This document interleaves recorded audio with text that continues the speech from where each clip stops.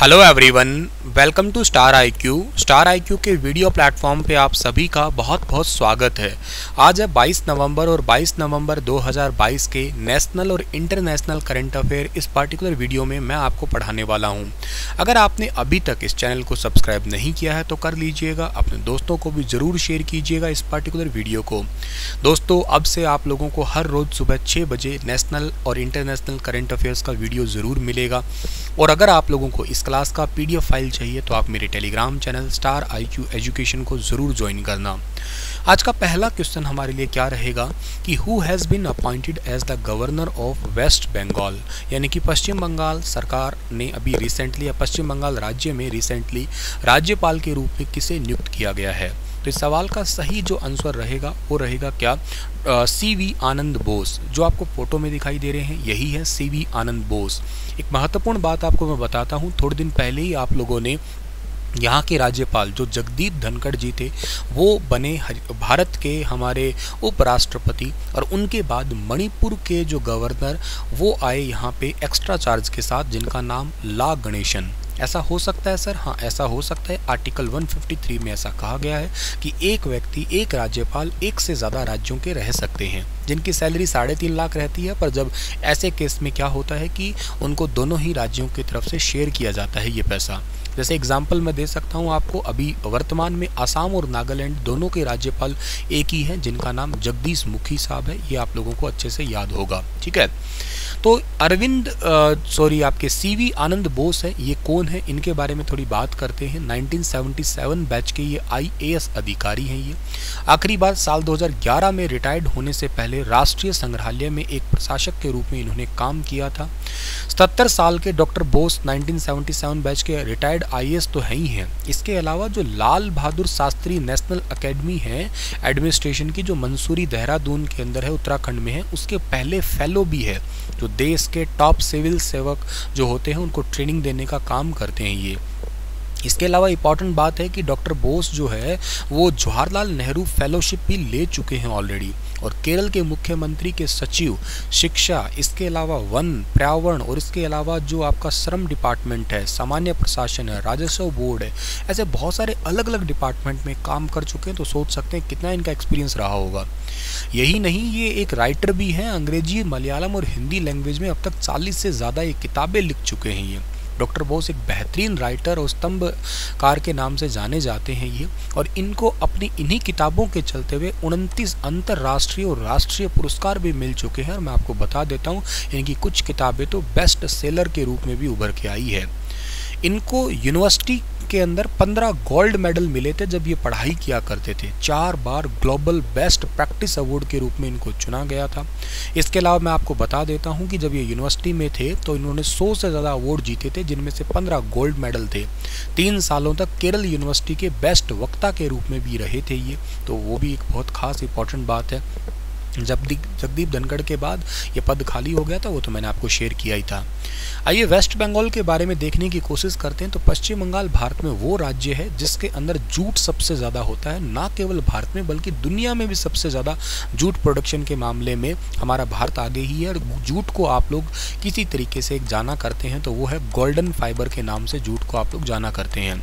भारत में अगर आप ये मुझसे पूछ लो कि चावल ज़्यादा कहाँ होते हैं तो मेरा जवाब पश्चिम बंगाल ही रहेगा। और मैं अगर आपसे यूँ कहूँ कि भारत के अंदर सुंदरवन डेल्टा वो कहाँ पे है, तो सुंदरवन डेल्टा तो आप वेस्ट बंगाल ही कहेंगे। सुंदरवन डेल्टा पे ही एक सुंदरवन शहद नाम से है, उसको थोड़े दिन पहले ही GI टैग मिला था वेस्ट बंगाल का। CM का नाम ममता बनर्जी है, जो आपको फोटो में दिखाई दे रही है, और ये अखिल भारतीय तृणमूल कांग्रेस TMC पार्टी की है, जो कि एक नेशनल पार्टी है। इसका एरिया तकरीबन 88,752 वर्ग किलोमीटर है। कैपिटल कोलकाता, और कोलकाता किस नदी के किनारे है? कोलकाता याद रखिएगा हुगली नदी के किनारे है। पश्चिम बंगाल की जो मुख्य भाषा है वो बांग्ला है। यहाँ पे तकरीबन 23 जनपद है, याद रखना।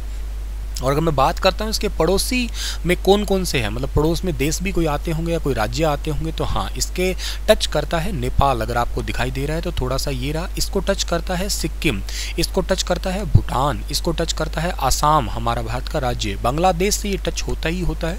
और आपको शायद याद होगा, बांग्लादेश के साथ सबसे ज़्यादा जब हम बॉर्डर शेयर कर रहे हैं तो उनमें से सबसे बड़ा हिस्सा अपने आप में इसका ज़रूर आता है। बांग्लादेश के साथ हम लोग 3 बीघा कॉरिडोर शेयर करते हैं, जो कि 4096.7 किलोमीटर है, याद रखिएगा।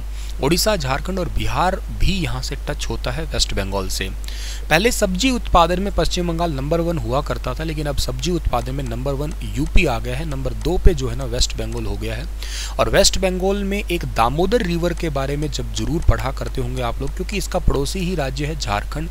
इस झारखंड का जो छोटा नागपुर का पठार है ना, यहाँ से दामोदर नदी निकलती है। दामोदर को आप लोग कहते हो पश्चिम बंगाल का दुख और पश्चिम बंगाल की जीवन रेखा। दुख क्योंकि असमय बाढ़ आती है इस वजह से, जीवन रेखा क्योंकि पहली पंचवर्षीय योजना 1951 के तहत आप लोगों को शायद याद होगा डीवीसी बना था। डीवीसी बोले तो दामोदर वैली कॉरपोरेशन, उसके बाद यहाँ से नहरें निकाल दी गई थी। एक काल बैसाखी नाम की बारिश आती है, अगर आपको याद हो तो काल बैसाखी बारिश जो है ना वो भी वेस्ट बंगाल से रिलेटेड है। असमय बारिश आने की वजह से फसलों में नुकसान होता है तो करके ही।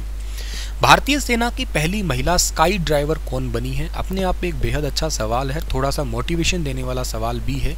और इनका नाम है मंजू नैन, लॉस नायक मंजू नैन जो है ना, ये हरियाणा की रहने वाली है, ठीक है ना, ये याद रखिएगा, ये हरियाणा की है। हरियाणा का एक जिला है जिसका नाम जींद, जिसको हरियाणा का हृदय भी कहा जाता है। और ये जिला बना था 1966 के अंदर। हरियाणा जब बना था ना, उस टाइम पे टोटल 7 जिले थे और 7 जिलों में ये जिला क्षेत्रफल की दृष्टि से सबसे छोटा हुआ करता था और इसको हरियाणा का हृदय कहा करते हैं, याद रखना आप लोग। पहले ये पंजाब का हिस्सा हुआ करता था और पंजाब में संगरूर एक जगह है, वो इसकी राजधानी हुआ करती थी। और जींद की जो धमतान साहिब है, धमतान साहिब गांव की ये बेटी है, इन्होंने अभी रिसेंटली एक कारनामा किया कि 10,000 स्काई फीट से इन्होंने ऊंचे से छलांग लगाई और इनका वीडियो जो भारतीय सेना के ईस्टर्न कमांड ने रिसेंटली जारी किया। ऐसा इन्होंने जो कारनामा किया है ना, वो किया है इन्होंने HL ध्रुव नाम का एक हेलीकॉप्टर से ये कारनामा किया। कब है सर, तो ये किया है इन्होंने 15 नवंबर को कारनामा किया है ये वाला। और इसके साथ ही 27 नवंबर को एक स्पोर्ट्स स्कूल है निडानी के अंदर, वहाँ पे इनको इसी उपलब्धि के लिए इनको सम्मानित भी किया जाएगा। तो तभी मैंने कहा था कि ये हमारे लिए उपलब्धि की तो बात है ही है, के साथ साथ थोड़ा सा मोटिवेशन भी देख सकते हो आप लोग। भारतीय सेना की एडवेंचर विंग की स्काई डाइविंग ट्रेनिंग ने जो है ना इनको ट्रेनिंग दी है या ट्रेंड किया है, इनको याद रखना आप लोग। 10,000 फीट की ऊंचाई से इन्होंने बेसिकली छलांग लगाई है 15 नवंबर साल 2022 को। और इंडियन आर्मी की पहली महिला सोल्जर है ये, तो ये एक इंटरेस्टिंग और सबसे ज़रूरी बात है, याद रख लेना आप लोग, ठीक है। चलिए आगे जाते हैं। अगला क्वेश्चन है कि किस देश ने भारतीय नागरिकों को वीज़ा प्राप्त करने के लिए पुलिस निकासी प्रमाण पत्र जमा करने से छूट दी है। Which country has exempted Indian citizen from submitting police clearance certificate for obtaining visa. तो इस सवाल का सही आंसर रहेगा Saudi Arabia. Option number A जो है इस सवाल का बिल्कुल ठीक है। सऊदी अरब ने भारतीय नागरिकों को देश की यात्रा के लिए वीज़ा प्राप्त करने के लिए पुलिस क्लियरेंस सर्टिफिकेट उसके लिए जमा करने की छूट दे दी है।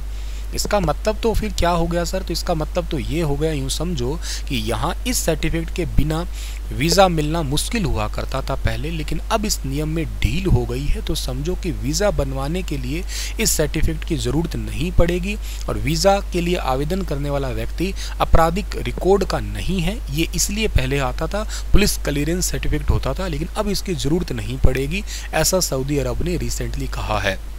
सिंपल सा मतलब तो इसका यही होता है। और पुलिस क्लियरेंस सर्टिफिकेट का नियम खत्म होने से लोगों को आसानी से वीज़ा मिल जाएगा, ये एक सीधी सी बात है। थाने के चक्कर नहीं लगाने पड़ेंगे और ये अच्छी बात हो जाएगी। प्रमाण पत्र उस पुलिस स्टेशन से लेना होगा जिसमें आवेदक रहता होगा, ठीक है ना। इससे बेनिफिट और हो जाएगा, जैसे कि मान लेते हैं कि लंबे टाइम से वीज़ा नहीं मिल रहा होता है या यूँ कहिएगा पासपोर्ट ही नहीं मिल रहा होता है। और एक सीधे सा इम्पॉर्टेंट है, अगर कोई व्यक्ति टूरिस्ट वीज़ा पर विदेश जाता है तो उससे तो पब्लिक या ये पुलिस क्लियरेंस सर्टिफिकेट है ना, उसे देने की अब जरूरत है ही नहीं। पुलिस स्टेशन से पुलिस निकासी प्रमाण पत्र की आवश्यकता होती थी अब से पहले बहुत सारे काम के लिए, जैसे आप लोग वर्क वीज़ा पे जा रहे हो या वहाँ पे पढ़ने के लिए जा रहे हो या घूमने के लिए जा रहे हो, इन कामों के लिए अभी ऐसा सऊदी अरब ने किया है। और मैं आपको बता देता हूँ कौन से देशों के लिए ये पुलिस क्लियरेंस सर्टिफिकेट की ज़रूरत है। जैसे जहाँ पे भारतीय रोज़गार के लिए अक्सर जाया करते हैं, जैसे मुख्य रूप से अफ़गानिस्तान है, बहरीन है, इराक है, इंडोनेशिया है, कुवैत है। कुवैत बहुत जाते हैं, कुवैती दिनार बड़ा महंगा है ना, इस करके 240-45 का आसपास रेट है। जॉर्डन है, लीबिया है, लेबनान है, Malaysia, Oman, Qatar, Sudan, Syria, Thailand, UAE, Yemen, ऐसे 16 देश इसमें शामिल है। पहले इस लिस्ट में किंगडम ऑफ सऊदी अरब का नाम भी शामिल था, लेकिन यह अब इस नियम से बाहर हो गया है। तो यहाँ अगर आप वर्क बेस पे जाना चाहते हैं तो यहाँ भारतीयों को पुलिस क्लियरेंस सर्टिफिकेट देने की ज़रूरत नहीं पड़ेगी। अच्छा, आपके मन में आया सऊदी अरब, तो सऊदी अरब को मैप में देखिएगा, इसकी करेंसी क्या है। इसकी करेंसी तो रियाल है, राजधानी रियाद है, थोड़ा सा फ़र्क है देखना। और यहाँ के किंग का नाम है सलमान ऑफ सऊदी अरेबिया। अच्छा, आपको याद होगा दुनिया का वो सबसे लास्ट देश है जहाँ पे 2017 तक सिनेमा हॉल नहीं थे। उसके बाद 2018 तक आते आते वोटिंग का अधिकार सबसे लास्ट इसने ही दिया था। इसके अलावा महिलाओं को स्कूलों में जाने का, ओपन पार्क में खेलने का, ड्राइविंग का, रेस्टोरेंट में जाने का, ओपन जो कंसर्ट हॉल होता है उसमें शादी करने का, यह सब अधिकार सबसे लास्ट में देने वाला देश सऊदी अरेबिया ही है। ये याद ज़रूर रखना आप लोग। नेक्स्ट क्वेश्चन आपका बनता है कि राष्ट्रीय संग्रहालय भारत ने मार्च 2023 में रजत प्रदर्शन के लिए किस देश के साथ समझौता ज्ञापन पे हस्ताक्षर किया है। National museum India has sign MOU with which country for silver exhibition in March 2023। अपने आप में एक बेहद अच्छा सा सवाल है और इस सवाल का सही आंसर रहेगा डेनमार्क। दुनिया के सबसे बेहतरीन देशों में से एक देश आता है, डेनमार्क है, और ये हरियाणा के इक्विवेलेंट माना जाता है क्योंकि ऑलमोस्ट एरिया उसका उतना ही है।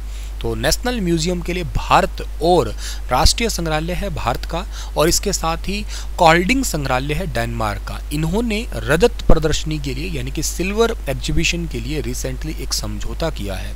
सर क्या होगा इसमें? तो इसमें होने वाला है कि जो भारत और डेनमार्क से मिली हुई चांदी की सबसे बेस्ट जो चीज़ें हैं ना, उनकी प्रदर्शनी लगाई जाएगी। तो दोनों देशों की जो प्रदर्शनी है उसमें भारत और डेनमार्क चांदी का जो खजाना, मतलब कोई म्यूजियम में पड़ी होगी बहुत सारी, कोई सभ्यता है, मान लो हड़प्पा सभ्यता से कुछ मिल गया होगा, तो उसको मार्च 2023 के अंदर जो है ना इसकी प्रदर्शनी लगाई जाएगी, याद रखना। इसमें टोटल 200 के आसपास सर्वश्रेष्ठ वस्तुओं को दिखाया जाएगा, जिसमें से आपका भारत है ये 100 वस्तुओं का सिलेक्ट ऑलरेडी कर चुका है। इस प्रदर्शनी में भारत, डेनमार्क और के साथ में भारतीय चांदी की शिल्पकारी की समानता पे ध्यान दिया जाएगा। दोनों देशों को यूं कहिएगा एक म्यूजियम और आर्ट एंड कल्चर है उसका एक टाइप से बढ़ावा मिलेगा। इससे लोग इसके अलावा लोग जो ना टूरिस्ट को भी बढ़ावा मिलेगा। नेशनल म्यूजियम की महानिदेशक और संस्कृति मंत्रालय की संयुक्त सचिव है, इनका नाम है लिली पांडे, ये याद रखना, जो आपको फोटो में दिखाई दे रही है। इसके अलावा भारत में डेनमार्क के राजदूत है महामहिम फ्रेडी सावन, ये आपको ये फोटो में दिखाई दे रहे हैं। इसके अलावा कॉल्डिंग संग्रहालय के निदेशक श्री रुण लुडबर्ग है, ये आपको फोटो में दिखाई दे रहे हैं। इन्हीं के बीच में ये अभी रिसेंट समझौता हुआ है। जिक्र फिर करता हूँ मैं डेनमार्क का, तो डेनमार्क देखिएगा, डेनमार्क का कैपिटल कोपेनहेगन है। डेनमार्क का कोपेनहेगन कैपिटल यहाँ दिख रहा है, डायलिंग कोड +45 आता है। यहाँ का पॉपुलेशन 58.6 लाख है, बस इसी वजह से ही ये अच्छे जाने जाते हैं क्योंकि मैनेजेबल यहाँ की पॉपुलेशन है। कॉन्टिनेंट यूरोप में पड़ता है, ऑफिशियल लैंग्वेज यहाँ की डैनिश है, ये भी ज़रूर याद रखना। भारत ने मिस्र में COP27 के मौके पर किस देश के साथ अभी रिसेंटली ली आडिट शिखर सम्मेलन की मेजबानी की है? तो अभी रिसेंटली ली आडिट शिखर सम्मेलन की मेजबानी की है स्वीडन के साथ। ऑप्शन नंबर बी है इस सवाल का, बिल्कुल ठीक है। ये basically business point of view से है, ताकि जैसे आपका पूरे इंडिया के अंदर जो है ना वो औद्योगिक क्षेत्र से देखे, इंडस्ट्रियल रूप से जो है ना वो कार्बन ट्रांजिशन पर फोकस रखा जाएगा। इसका सीधा सा मतलब तो ये हो गया कि COP27 में इंडिया पवेलियन में जो ली आडिट समिट हुआ था उसके अंदर कार्बन उत्सर्जन को कैसे कम किया जा सकता है, भविष्य के अंदर जो रिन्यूएबल एनर्जी है उन पे कैसे फोकस रखा जा सकता है, उसी के लिए जो है ना ये नेतृत्व या सम्मेलन हुआ है, या यूं कहिएगा समझौता किया गया। मैं स्वीडन की बात करता हूं तो इंटरनेट इंडेक्स में नंबर 1 पे आता है स्वीडन, और इंडिया आता है इसमें 49 पे। इसका कैपिटल स्टॉकहोम है और यहाँ पे दिए जाते हैं नोबेल प्राइज़। याद रखना, नोबेल पीस प्राइज़ को छोड़ के सारे मिलते हैं वो इस नॉर्वे की कैपिटल ओस्लो में मिलते हैं, जो मैप में दिख रहा होगा आपको। दुनिया का सबसे खुशहाल देश इसका ही पड़ोसी है जिसका नाम है फिनलैंड, और अभी मैंने डेनमार्क बताया था वो भी इसी का ही तो पड़ोसी है। ये कॉन्टिनेंट यूरोप में ही पड़ता है, ऑफिशियल लैंग्वेज इसकी स्वीडिश है, स्वीडिश क्रोना जो है ना इसकी करेंसी है। इंडियन गवर्नमेंट ने रिसेंटली संजय मिश्रा का कार्यकाल 1 और साल के लिए बढ़ा दिया है। वो कौन सी एजेंसी के डायरेक्टर के रूप में काम कर रहे हैं, तो वो ईडी एनफोर्समेंट डायरेक्टरेट डिपार्टमेंट है ना, इसके अंदर काम कर रहे हैं ये, जिसका हेडक्वार्टर न्यू दिल्ली में है। 1 मई 1956 को इसकी स्थापना हुई थी। संजय कुमार मिश्रा एजेंसी एग्जीक्यूटिव है और इसकी पेरेंट एजेंसी का नाम डिपार्टमेंट ऑफ रेवेन्यू है। मिनिस्ट्री ऑफ फाइनेंस के अंतर्गत ये आने वाला एक डिपार्टमेंट है, ये भी तुम लोग याद कर सकते हो। 18 नवंबर 2023 तक के इनका कार्यकाल बढ़ा दिया है। मूल रूप से 2020 में सेवानिवृत्त हुए थे ये, लेकिन उन्हें पहले एक वर्ष करके 2 एक्सटेंशन ऑलरेडी मिल ही चुके हैं इनको, तो अभी 2023 तक के लिए फिर इनका कार्यकाल जो है ना बढ़ा दिया है। ठीक है, प्रवर्तन निदेशालय जिसको कहते हो आप लोग। भारत के राष्ट्रपति द्वारा किसी चुनाव आयुक्त के रूप में नियुक्त किया गया है। Who has been appointed as the election commissioner by the president of India. तो इस सवाल का सही जो आंसर रहेगा वो है अरुण गोयल। ध्यान रखना ये चुनाव आयुक्त हैं, मुख्य चुनाव आयुक्त तो राजीव कुमार ही है, ये चुनाव आयुक्त नियुक्त किए गए हैं। पंजाब कैडर के फॉर्मर IAS ऑफिसर हैं अरुण गोयल, इनको चुनाव आयुक्त के रूप में नियुक्त किया गया। 21 नवंबर को ये पदभार ग्रहण कर चुके हैं। अरुण गोयल भारी उद्योग सचिव से पद से स्वैच्छिक सेवानिवृत्ति यानी कि रिटायर्ड हुए थे, ये याद रखना। और चुनाव आयोग में मुख्य चुनाव आयुक्त राजीव कुमार और चुनाव आयुक्त अनूप चंद्र पांडे के पैनल में शामिल हो गए। मतलब अनूप चंद्र पांडे भी है वहाँ पे, मुख्य चुनाव आयुक्त है राजीव कुमार, उनके पैनल में शामिल हो गए हैं। 1985 के पंजाब कैडर के ये अधिकारी तो रहे ही रहे हैं। एक बात आप और याद कर सकते हैं मुझसे, वो ये कि चुनाव आयोग है, इसकी स्थापना कब हुई थी? इसकी स्थापना हुई थी 25 जनवरी 1950 को हुई थी, ये याद रखना। 25 जनवरी को आप वोटर डे भी मनाते हो, 25 जनवरी को आप नेशनल टूरिस्ट डे भी मनाते हो। और एक बात और याद रखने ला आप लोग, क्या कि चुनाव आयोग जो है इसके पहले चुनाव आयुक्त थे, मुख्य चुनाव आयुक्त सुकुमार सेन थे, अभी 25वें चल रहे हैं राजीव कुमार। ठीक है, चलिए इसी के साथ ये सेशन समाप्त होता है। कैसा था ये सेशन, ये आप अपना ओरिजिनल फीडबैक ज़रूर देना। और अगर आप ये डेली रेगुलर चाहते हैं, है लगता आपको कि मैं आपका लायक हूँ, इस मामले में मेंटर हूँ, तो आप ज़रूर मुझे फीडबैक देना, शेयर करना और के साथ साथ अपने दोस्तों को बताना भी ज़रूर डेली 6 बजे के लिए। आपके लिए एक होमवर्क छोड़ के जा रहा हूँ क्वेश्चन कि मकड़ी का जाला किसका बना होता है, बताना मुझे। कार्बोहाइड्रेट पॉलीमर्स का होता है या प्रोटीन का या फैट का या इनमें से कोई नहीं। Thank you so much, stay happy, stay healthy and stay connected with star IQ। Thank you so much.